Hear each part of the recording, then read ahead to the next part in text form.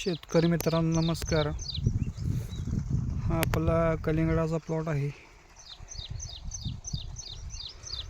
जवळजवळ 38 ते 39 दिवस आपल्याला झालेले आहेत आणि फळाची साईज तुम्ही बघताय. अशा पद्धतीचं फळा साईज झालेलं आहे. थोडं व्हेरिएशन झालं आहे, पुढं मागं झाला आहे प्लॉट, पण ते ॲडजस्ट होऊन जाईल.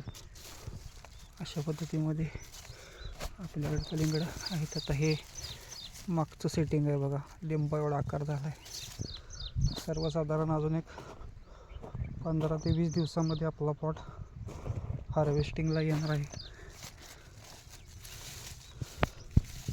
तुम्हाला प्लॉट हा कसा वाटला मला कमेंटमध्ये करून सांगा.